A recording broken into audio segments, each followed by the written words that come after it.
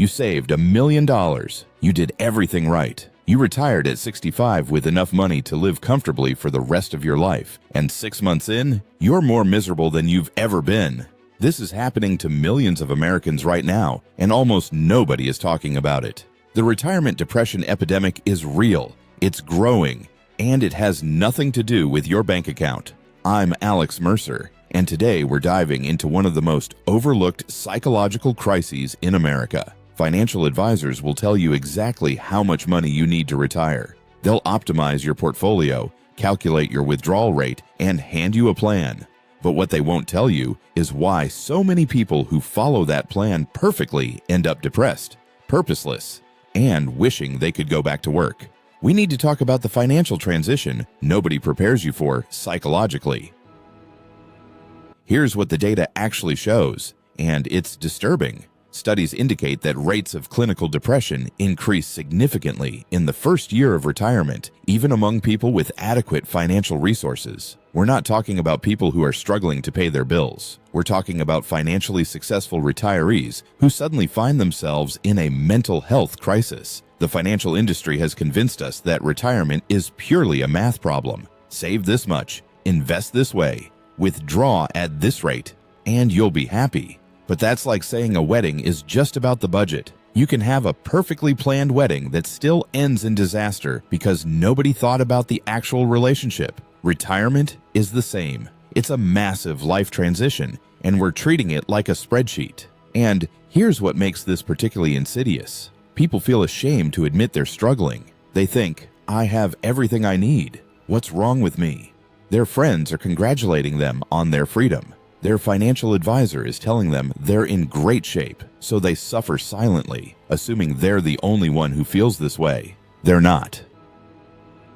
Let me explain what's actually happening psychologically. For 30, 40, maybe 50 years, your job gave you more than a paycheck. It gave you structure. It gave you identity. It gave you a reason to get up in the morning and a built-in social network. When someone asked, "What do?" you had an answer that meant something to you. Then retirement happens. Suddenly that entire framework vanishes overnight. And we expect people to just be fine with that because they have enough money in their 401k? That's insane. This is what psychologists call an identity death. And it's one of the most traumatic experiences a person can go through. You don't just lose your job, you lose your sense of who you are. Here's the part that really gets me. We spend decades building careers, climbing ladders, defining ourselves by our professional accomplishments. Then we're supposed to flip a switch and find fulfillment in hobbies and leisure. But nobody teaches you how to do that. Nobody prepares you for the psychological void that opens up when your calendar is suddenly empty and nobody needs you anymore. The people who struggle most aren't the ones who hated their jobs. They're usually fine with retirement. Honestly, the people who struggle most are the ones who are passionate about their work, who derived genuine meaning from what they did. They saved diligently, they planned perfectly, and now they feel like they've been put out to pasture. They have money, but no mission, and that combination is devastating. Now let's talk about something even more uncomfortable. What retirement does to relationships. If you're married, you and your spouse have probably developed separate rhythms over decades. You had your work life, your routines, your independence. Then suddenly, you're both home all day, every day, navigating shared space in ways you haven't since you were newlyweds. The divorce rate among people over 50 has actually doubled since the 1990s, and retirement is a significant trigger.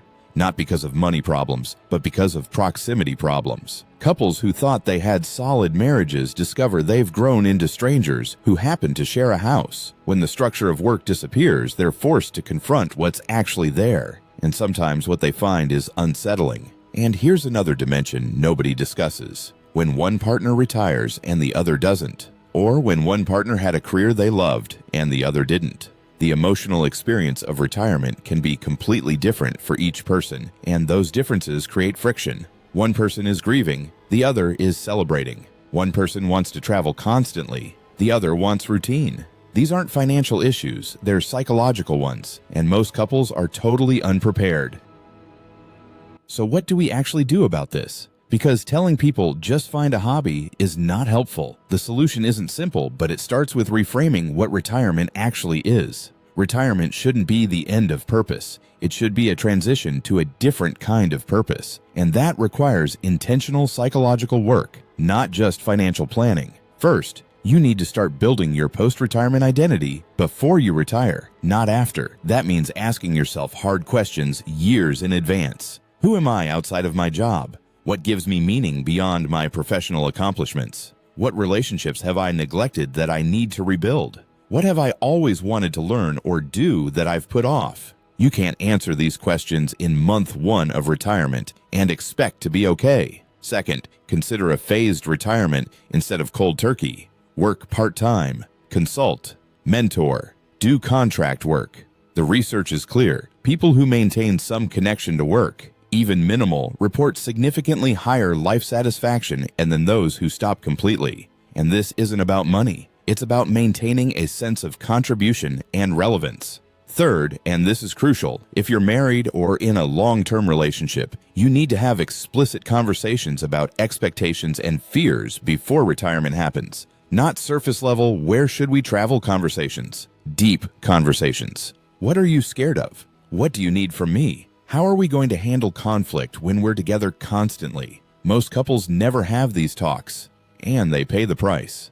Fourth, build new structure proactively. Join organizations. Volunteer strategically in areas that align with your skills. Take classes. The structure your job provided doesn't just disappear without consequences. You have to replace it with something intentional, or you'll drift. And drifting is how depression takes hold. And finally, normalize the struggle. If you're retired and you're not happy, that doesn't mean something is wrong with you. It means you're going through a major life transition that our culture has completely failed to prepare people for. Consider therapy. Talk to other retirees honestly about what you're experiencing. Find community with people who understand what you're going through. Now, if you're not near retirement age, you might be thinking this doesn't apply to you. Wrong. This applies to you most of all because you have time to build a life that won't fall apart when your career ends. The choices you're making right now about how you derive meaning, how you build relationships, how you invest in interests outside work, all of that determines whether you'll thrive or suffer in retirement. Don't make your job your entire identity. I know that's hard in a culture that's obsessed with career achievement, but the most successful retirees are people who had rich, multi-dimensional lives before retirement. They had deep friendships. They had hobbies that genuinely engaged them. They had purpose that existed independent of their paycheck. Think of it this way. Every dollar you save for retirement needs a psychological equivalent. For every hour you spend on financial planning, spend an hour on identity planning. What will make your life meaningful when work isn't there?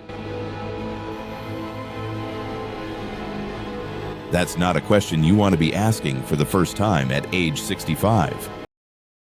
If this video resonated with you, please subscribe to the Mind Ledger. We're covering all the psychological dimensions of money that traditional finance channels completely ignore. Drop a comment and tell me, are you worried about the psychological side of retirement, or do you know someone going through this right now? Let's get this conversation started, because staying silent about it helps nobody. As always, this is not financial advice. I'm not a financial advisor or a therapist. This is educational content about the psychological aspects of financial transitions. For personalized guidance, consult with qualified professionals who can address your specific situation.